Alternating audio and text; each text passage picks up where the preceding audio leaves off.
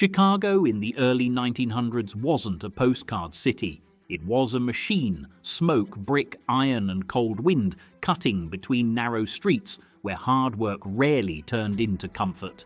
Immigrants arrived with hopes that sounded simple on paper: steady wages, a cleaner life, a future for their children. But the neighborhoods that absorbed them were crowded and unforgiving, places where the air carried factory stink and the rules were learned the fast way. Don't look weak, don't trust easily, and don't expect mercy.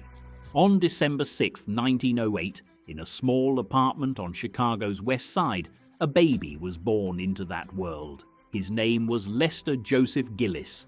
Years later, the country would know him by a nickname that sounded almost harmless, Babyface Nelson, but the softness of the name never matched the reality of the man. Lester grew up in a family that was already tired before the day even started. His parents were Belgian Flemish immigrants trying to make a life in a city that demanded everything and gave little back. His father worked long hours doing brutal labor that kept the family afloat but never truly safe. His mother tried to keep order and stretch whatever money came in, but poverty has a way of tightening around a household like a rope. It doesn't just restrict what you can buy, it shrinks what you can imagine. Lester was the youngest of 6 children, and from early on there were signs he wasn't wired like the others. Some kids learned to bend, some learned to endure. Lester seemed to burn. He had a temper that didn't come and go like a storm. It sat inside him like a furnace, and the smallest spark could set it roaring. What made it worse was the mismatch between how he looked and where he lived. He was short, eventually around 5'4", and he had youthful, almost angelic features that drew attention in the worst way. In a neighborhood where size and confidence decided who got pushed around, looking soft could be an invitation. Lester got bullied, hit, humiliated, tested. At first, it was the familiar pattern of street life. Older boys looking for an easy target, a kid trying to survive day to day, swallowing fear because there wasn't another choice. But at some point, the victim in him snapped off like a dead branch. Maybe it was one beating too many. Maybe it was the constant grind of disrespect. Maybe it was the moment he realized nobody was coming to save him. Whatever the trigger, he stopped reacting like a boy who wanted the pain to end and started acting like someone who wanted to hurt back. He learned to fight with a purpose, not in a clean gym with rules and applause, but in backstreet scraps where the lesson wasn't win, it was dominate. He studied boxing, sharpened his reflexes, and built a reputation for ferocity that didn't match his size. He couldn't overpower bigger kids, so he overwhelmed them. Quick, aggressive, unpredictable. That kind of violence makes people uneasy because it isn't just strength, it's willingness. It's someone who keeps escalating, someone who doesn't seem to feel the invisible boundary that most people stop at. In places like that, a kid like Lester doesn't just learn how to throw punches. He learns that fear is a tool and that control can be taken, not given. From there, petty crime didn't feel like a sudden decision. It felt like gravity. He drifted into broken windows, stolen wallets, small thefts that grew into bigger ones, hanging with rough-edged kids who followed momentum more than plans. The police started recognizing patterns, and Lester's name began circulating at the local station. He developed a talent for slipping away at the edge of trouble. Fast exits, disappearing routes, just enough luck to avoid a full stop. At home, the family tried what families try. Lectures, discipline, threats, church, school pressure, all the tools that work on a kid who still believes consequences can reshape him. None of it stuck. Lester didn't absorb the warnings like someone learning right from wrong. He measured them like someone learning how much he could get away with. Then came the moment that made it impossible to call it kids being kids. A gun entered the story, an argument turned into an explosion, and a shot was fired that crossed the line into serious violence. The courts responded with what they believed would correct him. send him away, impose structure, teach discipline. He was placed into harsh institutions designed to reform young offenders. The idea was simple: remove the streets, impose routine, break defiance. But for boys like Lester, those places often did the opposite. They didn't wash violence out, they pressed it deeper. They taught hierarchy, survival, and how to carry anger like a concealed blade. If Lester ever had a chance to be turned around, it didn't happen there. Each stint inside hardened him further, and each release returned him to Chicago with more bitterness, more skill, and less patience for restraint. By the time he was moving into late adolescence, the pattern was set: arrest, confinement, release, repeat. Car theft, break-ins, escalating recklessness. If institutions were meant to produce fear of consequences, they failed. He didn't come out scared, he came out sharpened, and then life hit him with a loss heavy enough to break a family in half. His father died by suicide. For some people, tragedy becomes a point of reflection and change, a moment that forces them to slow down and reevaluate. For Lester, grief and guilt didn't soften him, they calcified him. The loss didn't pull him towards stability, it pushed him deeper into a worldview where pain was constant and violence was currency. When he stepped into adulthood, he wasn't just a troubled kid anymore. He was a young man built from the harsh materials of his environment: poverty, humiliation, anger, and the lessons of institutions that couldn't or wouldn't understand. He had learned to resist control and to chase power wherever he could take it. And America was about to enter an era that would reward exactly that kind of person. Prohibition was transforming crime into business, bootlegging into industry, corruption into a ladder, and street violence into professional enforcement. Chicago, already hard, became a city where the right connections could turn a reckless criminal into something bigger. Lester Gillis was moving toward that door, toward the world of organized gangs, bigger money, heavier weapons, and a reputation that would travel farther than the streets that raised him. Lester Gillis stepped into adulthood at exactly the wrong moment for a man like him, and exactly the right one. America was entering the 1920s, and with it came a strange contradiction. On the surface, the country spoke the language of morality and order, passing laws meant to clean up society. But underneath, those same laws were opening doors to unprecedented criminal opportunity. When the 18th Amendment outlawed alcohol, it didn't erase demand. It created a vacuum. And in that vacuum, a new economy formed. One built on smuggling, bribery, intimidation, and violence. For men willing to break rules without hesitation, prohibition wasn't a restriction. It was an invitation. Chicago became the epicenter of this underground boom. Illegal breweries, hidden bars, and liquor pipelines stretched across state lines. Money flowed fast, but it didn't move quietly.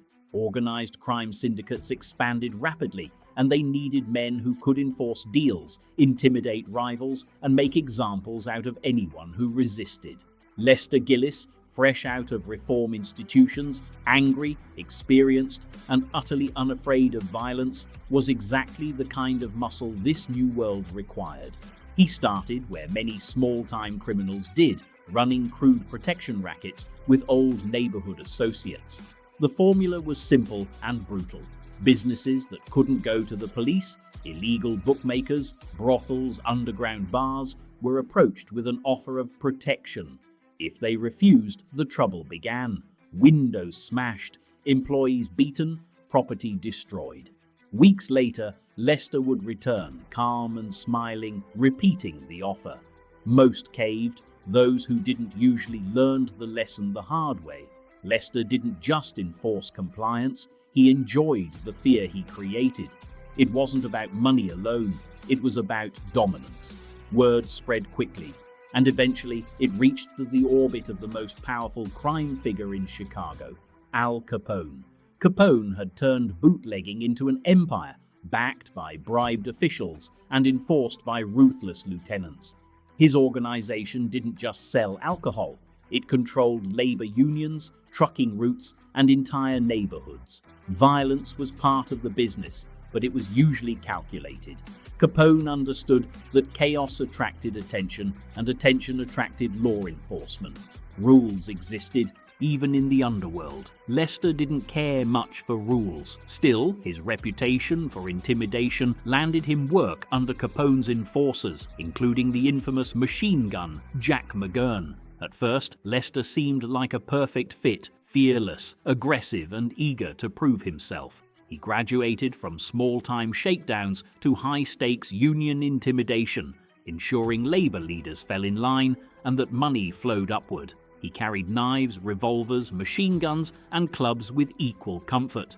Violence wasn't a last resort for him. It was his first instinct. But problems emerged quickly. Lester escalated situations unnecessarily. Union leaders turned up beaten beyond what was required. Some didn't turn up at all. Complaints filtered back to Capone, not from civilians, but from other criminals. Even groups like the Union Siciliana, hard men in their own right, found Lester unpredictable and dangerous.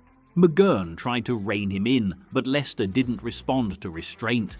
His temper wasn't something he switched on. It was always running. Behind the scenes, Capone grew tired of the liability. According to later accounts, Lester's recklessness put him on a short list. Men who caused more trouble than they were worth. Eventually, McGurn intervened, convincing Capone to let Lester walk away rather than have him eliminated outright. It may have been the closest thing Lester ever got to mercy from the criminal world, though he didn't know it at the time. Cut loose, Lester found himself in a strange position. He had a fearsome reputation, but no one wanted to employ him. Even gangsters avoided working with someone who couldn't control himself. With no steady income, he did the unthinkable. He went straight, at least on paper. In 1928, he took a job at a Standard Oil gas station near his childhood home, still living with his mother. The work was dull, predictable, and far beneath the adrenaline he craved. But it paid just enough to survive. It was during this period that Lester met Helen. She was young, drawn to the intensity in his eyes and the danger that seemed to surround him. Her family warned her away, but warnings never mattered where attraction burned hottest. They married quickly. Soon, children followed, a son, then a daughter. For a brief moment, Lester was confronted with a reality he had never truly faced: responsibility. But responsibility requires patience, and patience had never been his strength. The gas station wages weren't enough. The temptation of fast money, of power, of returning to the only life he knew became overwhelming. Lester didn't debate it for long. He went back to crime. This time, however, he aimed higher. Chicago's underworld was crowded, but rival factions existed beyond Capone's shadow. One of them was led by Roger Toohey, a bitter enemy of Capone's organization. Toohey didn't trust Lester with his bootlegging operations, but he saw value in introducing him to something else: armed. Robbery, bank jobs, big scores, quick hits. It was a different game, one where reputation could be built overnight. Lester embraced it completely, gone were the sneaky break-ins of his youth. Now the strategy was simple: walk in armed, control the room, take the money, leave fast. In early 1930, he and his associates pulled off a series of high-end home invasions, targeting wealthy residents along Chicago's North Shore. Victims were tied up, gagged, and taped while jewelry and cash were taken. The press dubbed them the Tape Bandits, and the name stuck. The scores grew bolder. One home invasion yielded the modern equivalent of millions in stolen jewelry. The gang repeated the tactic, refining it with each job. Confidence swelled, and with confidence came recklessness. In October 1930, Lester crossed another threshold, his first bank robbery. The take was modest compared to earlier scores, but the exposure was enormous. A teller got a clear look at his face. Law enforcement now had a description. Days later, he escalated again, robbing the wife of Chicago's mayor. When she described her attacker, she mentioned his youthful looks. For the first time publicly, the phrase baby face entered the narrative. The name would follow him forever. As the year closed, Lester's violence turned lethal. During a tavern robbery, he shot and killed a man, his first confirmed murder. Unlike earlier acts of intimidation, this couldn't be brushed aside. It marked a point of no return. Still, he kept going, riding momentum, tossing stolen jewelry to his wife with a grin and joking about the depression as if it didn't apply to him. But luck runs out faster when violence escalates. In January 1931, Lester was arrested during a botched jewelry store robbery. This time, the court showed no leniency. He was sentenced to a vague but ominous term, 1 year to life, and sent to Joliet Penitentiary. Worse news followed. Witnesses tied him to earlier crimes, and prosecutors prepared additional charges that could keep him locked away for decades. Inside prison walls, Lester faced the possibility of being buried alive by the system. But where others broke, he planned. With help from Helen, he devised an escape. In February 1932, while being transported by train to a court hearing, he faked illness, lured a guard into lowering his restraints, and struck with sudden precision. He leapt from the train, bolted to a waiting car, and vanished. Helen drove. The escape electrified the underworld. Now a fugitive, Lester drifted across the country, using aliases, stealing cars, working short-term jobs, and staying ahead of warrants. In Nevada, he fell in with crime bosses who recognized his usefulness.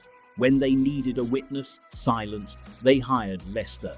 The murder was swift, calculated, and final. The body was never found. From that moment on, Lester Gillis wasn't just a criminal, he was a professional killer.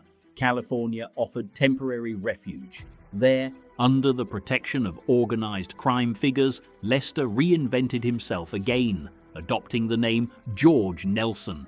He worked bootlegging routes, enforced territory, and built connections. He demanded people call him by his chosen name. But the past has a way of mocking ambition. The nickname Babyface followed him like a shadow, and it enraged him. The more he tried to reshape his image, the more the underworld laughed. Crime bosses teased him openly, singing popular songs about Babyface for their own amusement. Lester smiled through it, but inside something twisted. He didn't just want money anymore, he wanted recognition, infamy, headlines. He wanted to be more than muscle. He wanted to be a name. By the early 1930s, one name dominated the criminal imagination: John Dillinger, bank robber, public enemy, media sensation. To Lester, Dillinger represented everything he wanted to be: feared, famous, untouchable. And as he listened to stories of massive bank jobs and nationwide manhunts, his decision crystallized. He would leave California, he would return to the Midwest, and he would force his way into the big leagues. The era of small crews and side jobs was over. Lester Gillis was coming for the spotlight. Lester Gillis didn't return to the Midwest quietly. By the time he pointed his car east and crossed back into familiar territory, he was no longer just chasing money. He was chasing stature. California had given him protection and experience, but it had also given him humiliation. No matter how hard he worked, no matter how violent he proved himself to be, he was still treated as hired muscle.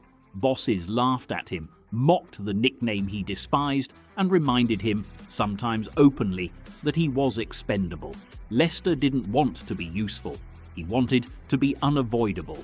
And in the early 1930s, there was only one criminal circle that guaranteed that kind of notoriety: the bank-robbing elite of the Midwest. At the center of that world stood John Dillinger. Dillinger wasn't just robbing banks, he was rewriting the mythology of American crime. Newspapers followed his movements obsessively. Crowds debated his exploits like sporting events. To some, he was a modern outlaw, clever and daring, humiliating the authorities at every turn. To Lester, Dillinger was an obstacle and an opportunity at the same time. If he could attach himself to that orbit, he wouldn't just be another violent criminal, he'd be part of the headline machine. Lester understood that bank robbery wasn't improvisation. It required intelligence, planning, timing, and above all, trust. Crews didn't just form overnight, they were built on prison connections, shared jobs, and reputations earned under pressure. To force his way in, Lester needed to prove two things at once: that he was capable and that he was dangerous enough to matter. He began by linking up with familiar faces, men who had worked the Midwest circuit before drifting west. Together, they didn't wait for invitations. They started robbing banks on their own terms. The jobs were fast and violent. Lester didn't bother refining his style. He relied on shock, volume, and aggression. He stormed through doors, cursed loudly, fired weapons to establish control, and treated hesitation as a personal insult. When police or bystanders were nearby, he didn't retreat. He escalated. That approach worked in the short term. Money flowed in, and headlines followed. But the same behavior that made his name known also raised alarms among experienced criminals. Violence brought heat, heat brought pressure, pressure broke crews. Still, his name began appearing more frequently in print. The nickname he hated was now unavoidable. Babyface Nelson, the papers called him. The irony burned. He insisted on being called George Nelson, but the press didn't care what he wanted. They cared what sold papers, and a baby-faced killer made for a perfect contradiction. Eventually, his efforts brought him face to face with the people he'd been circling for months. Members of Dillinger's crew took notice, not because they admired him, but because they couldn't ignore him anymore. Lester's robberies were stepping on toes, drawing attention to shared territory.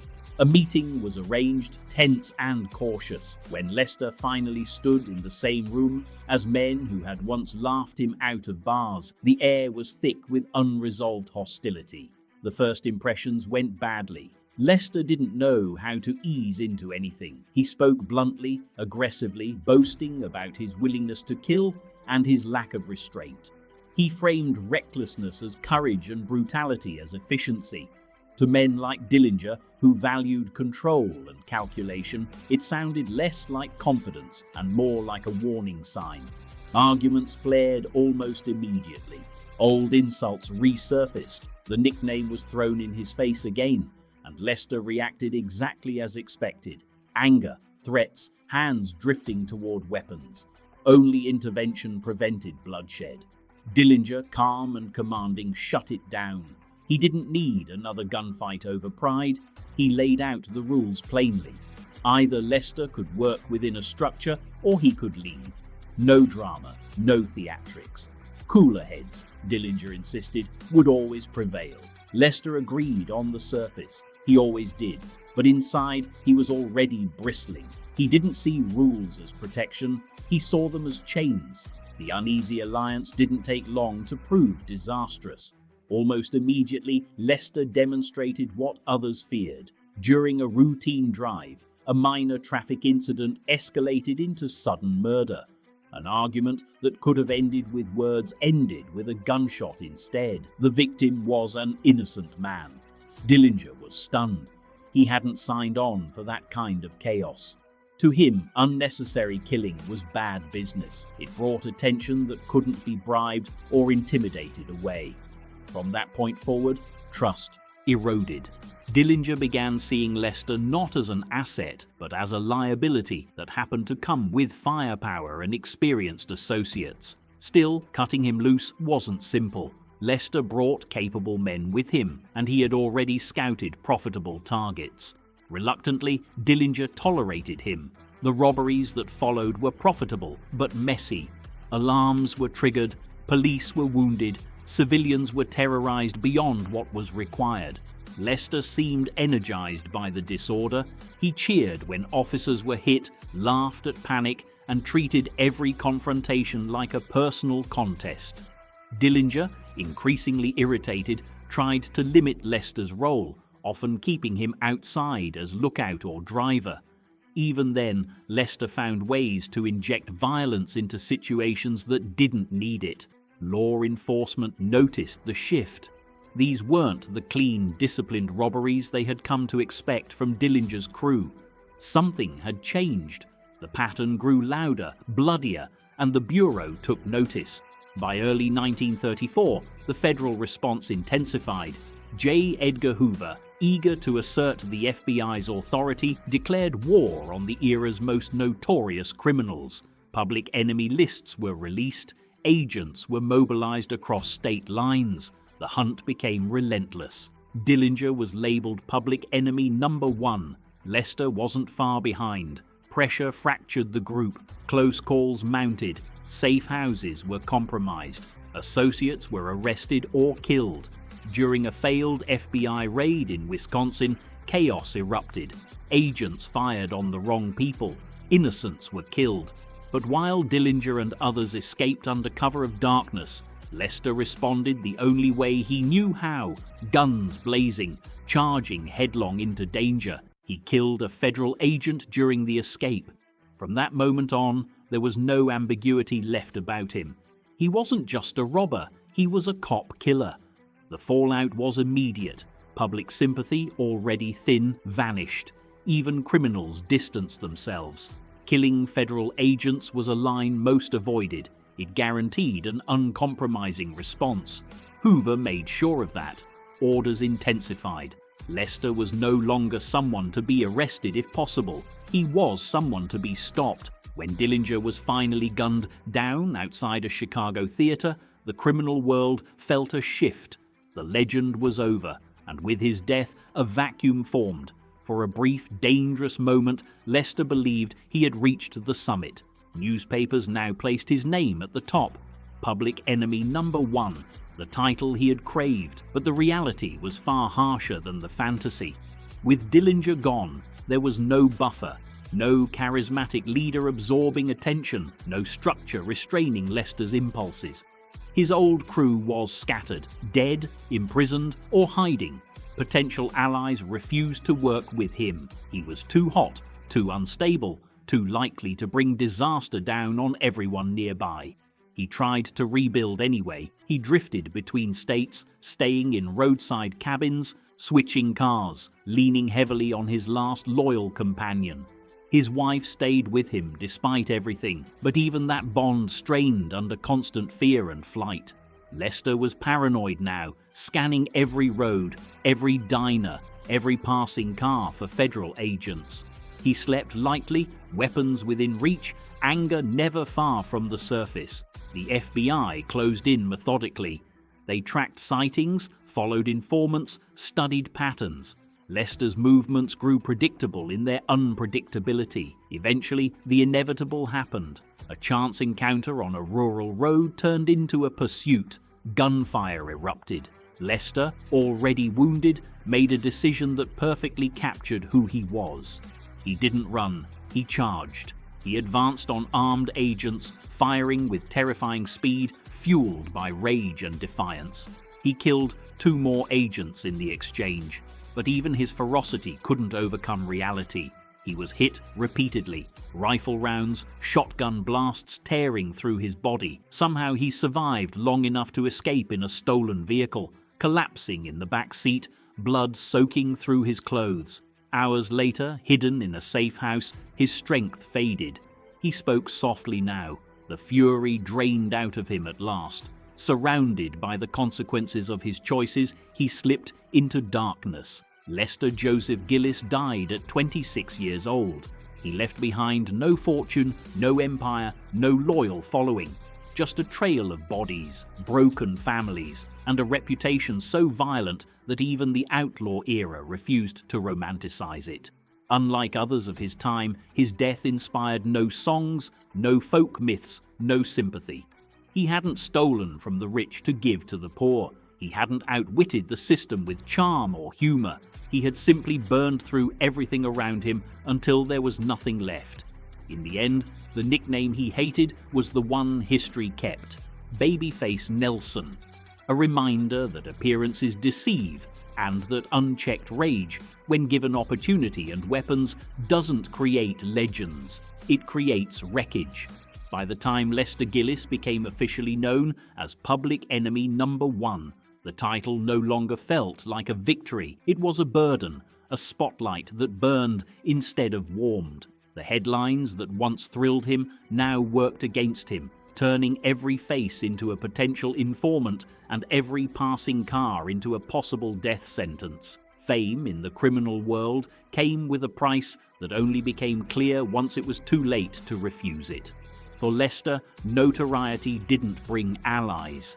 It stripped them away. The underworld had always operated on a delicate balance. Violence was tolerated, sometimes required, but predictability mattered. Control mattered.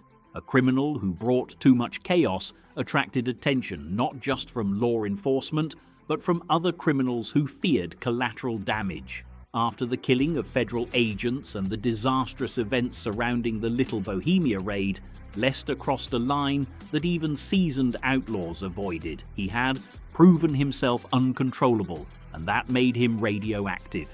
Doors quietly closed, messages stopped coming, fixers declined meetings. Even men who had once relied on him for protection or intimidation suddenly found excuses to disappear.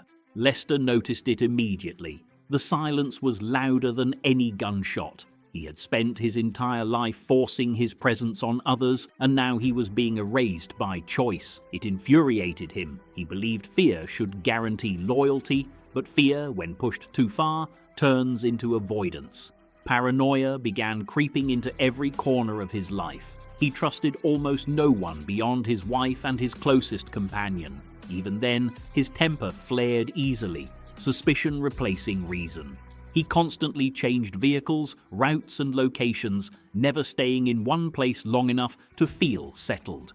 Sleep came in fragments, interrupted by imagined footsteps, distant engines, shadows that moved too slowly or too quickly. He slept with weapons within arm's reach, sometimes waking already gripping a gun.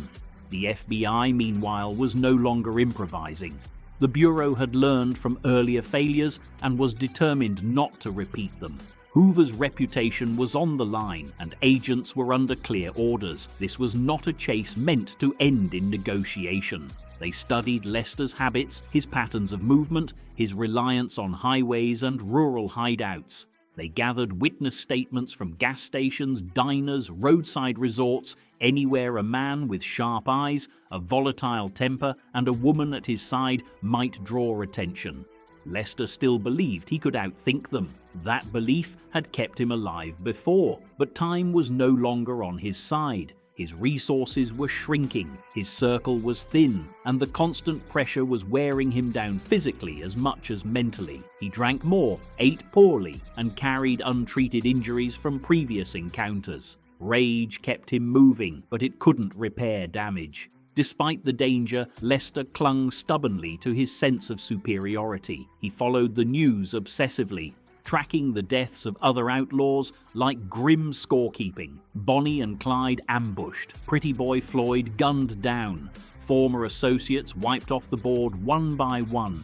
Each death fed a complicated mix of satisfaction and resentment. He survived longer than most of them, and that mattered to him. But the comparisons in the press enraged him. He hated being measured against Dillinger, hated the implication that he was less clever, less skilled, less worthy of legend. In private moments, he ranted about it, insisting that law enforcement didn't understand who the real threat was. He believed he deserved a higher bounty, greater fear, deeper respect.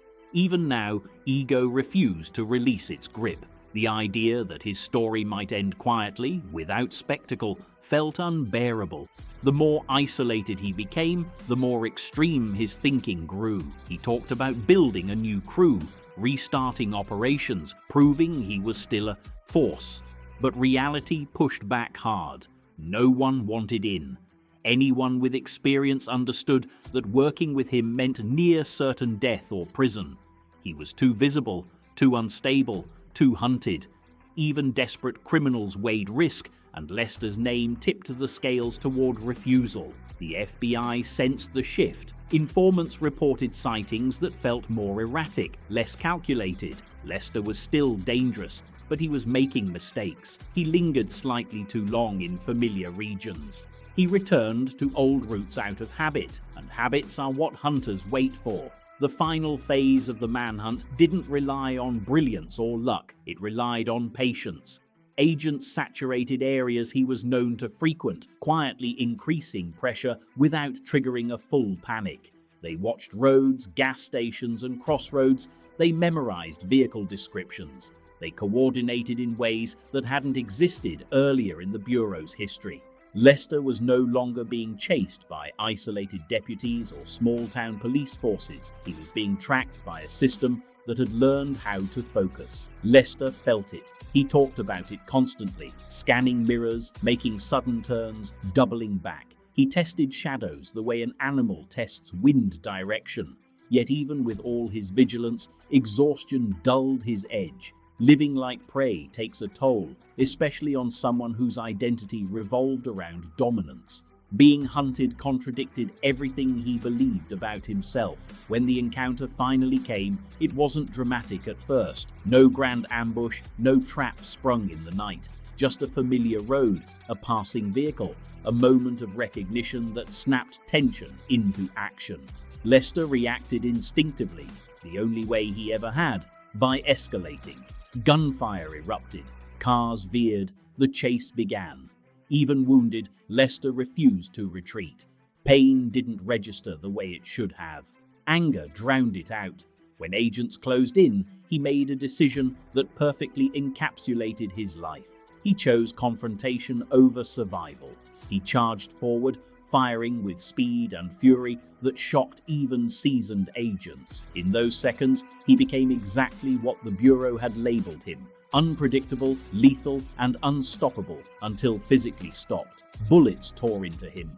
His body absorbed punishment that would have dropped most men instantly. Still he fought, still he moved. It was only when his legs failed and his strength collapsed inward that reality finally asserted itself.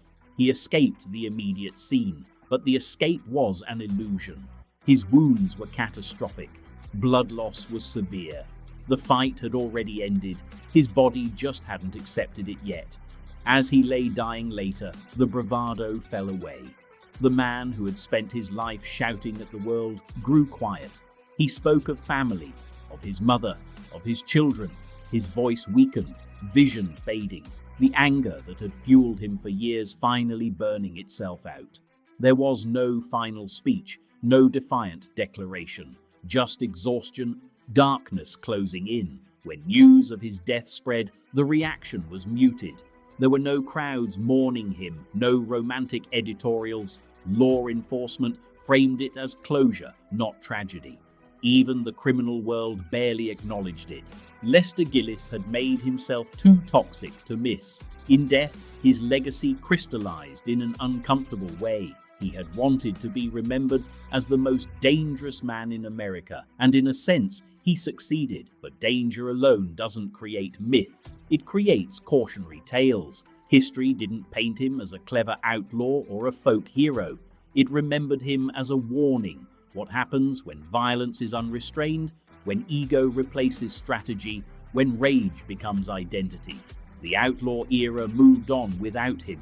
Crime evolved, law enforcement adapted, and the nickname he despised remained etched into the record, stripped of glamour and irony: Babyface Nelson. Not a symbol of rebellion or freedom, but of how quickly power turns into isolation, and how the very traits that lift someone up can also ensure they fall harder than anyone else. The death of Lester Gillis did not echo the way he imagined it would. There were no crowds gathering in defiance of authority, no songs written in his honor, no romantic editorials painting him as a misunderstood rebel. When the news broke, it landed heavily but briefly, like a door finally closing after years of slamming. For law enforcement, it was an endpoint. For the public, it was relief. And for the criminal underworld, it was a confirmation of something most had already accepted long before his final gunfight. Lester Gillis was never destined to become a legend in the way he wanted. He was destined to become a warning. In the days following his death, Newspapers recounted his crimes with a bluntness that stripped away drama. The language was clinical, almost tired. Robberies, shootouts, dead agents, innocent victims caught in the crossfire. There was no attempt to soften the narrative or dress it up as rebellion against authority. If anything, the tone suggested inevitability. This was what happened when violence was allowed to run unchecked, when a man confused fear with respect and chaos with power. Lester had chased infamy so relentlessly that when it finally arrived in full, it crushed him rather than elevating him. The FBI, bruised by earlier failures and public criticism, used his death to reinforce a message. The outlaw era was ending. The days when criminals could crisscross state lines faster than the law were coming to a close. New coordination, new authority, and new tactics were taking shape, forged directly from the lessons learned while chasing men like Dillinger, Floyd, Bonnie and Clyde, and Nelson. In internal reports and public statements, Lester Gillis became an example of what the Bureau faced and what it would no longer tolerate. His end was framed not as triumph, but as necessity. For the families of those he killed, closure was uneven. Some found solace in knowing he would never hurt anyone again. Others found no comfort at all. Death did not undo damage. It did not bring loved ones back. It did not erase fear or trauma. Lester's violence had rippled outward in ways no headline could fully capture. Wives left without husbands, children growing up with absence instead of memory, communities scarred by sudden loss. These were the costs rarely tallied when criminals spoke about scores and reputations. Lester never spoke about them at all. His wife faded into anonymity after serving her sentence, and history largely forgot her by design. Survival required it. The same was true of others who had orbited his life. Some disappeared into prison systems, some drifted west, some died quietly years later, far removed from the chaos that once defined them. The world moved on because it always does. That perhaps was the most brutal truth Lester never accepted. No matter how loud or violent a person becomes, time keeps moving. Historians who later revisited his life struggled with categorization.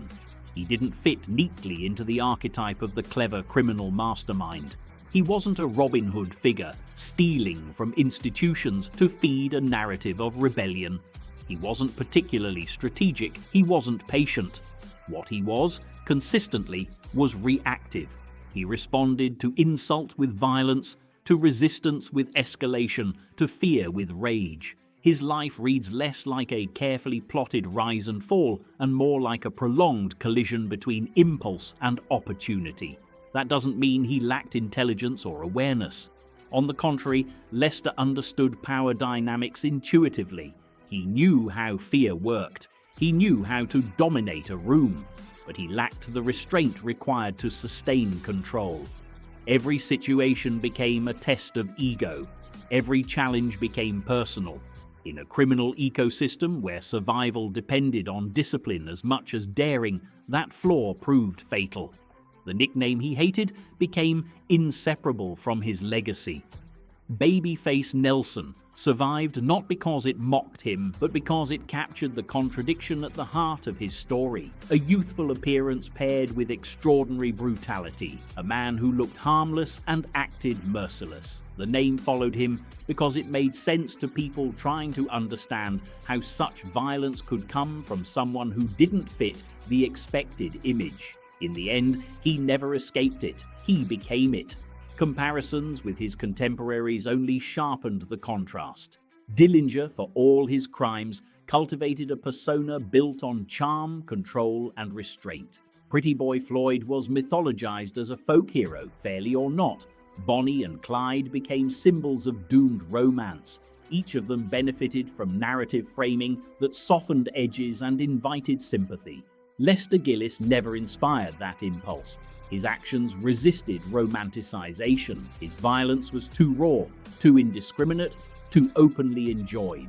Even during the outlaw era's most sensational moments, there were limits to what the public would forgive. Lester crossed them repeatedly. In academic circles, his life is often cited as an example of how environment and opportunity intersect without guaranteeing outcome. He was shaped by poverty, by early exposure to violence, by institutions that punished without rehabilitating. But so were many others who did not become serial killers or cop killers.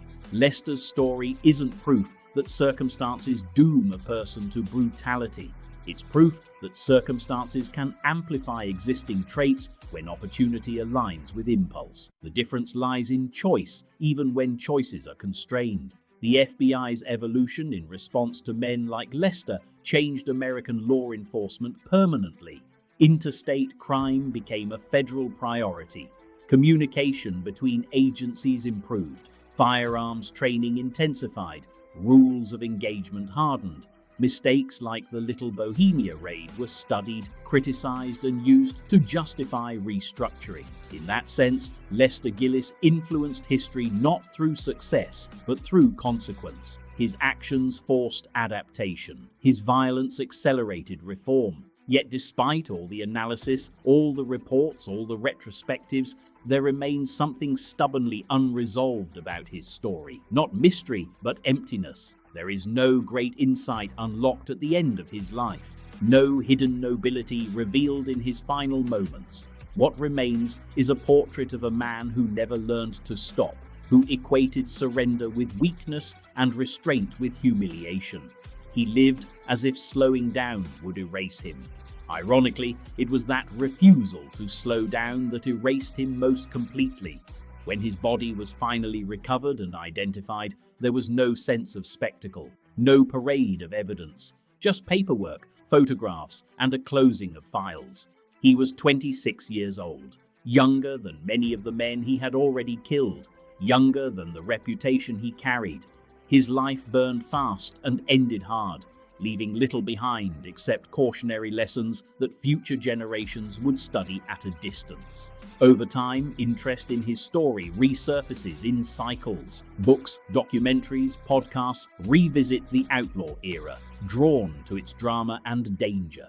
Each retelling faces the same challenge: how to present violence without celebrating it, how to explain brutality without excusing it. Lester Gillis tests that balance more than most. His story demands honesty. It resists glamour. It insists on consequences. In the final accounting, Lester Gillis got what he claimed to want: recognition as one of the most dangerous criminals of his time. But he misunderstood what that recognition meant. Danger does not inspire loyalty. Fear does not build legacy. Violence without purpose does not endure. What endures are stories with meaning, and his meaning was bleak. He showed what happens when anger becomes identity and power becomes addiction. History did not forget him, but it did not honor him either.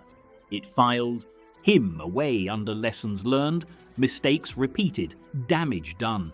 His name appears in records, in footnotes, in discussions about law enforcement, evolution, and criminal psychology. It appears as evidence, not inspiration. And perhaps that is the most fitting end for a man who spent his life trying to dominate every space he entered. In death, he finally lost control of the narrative.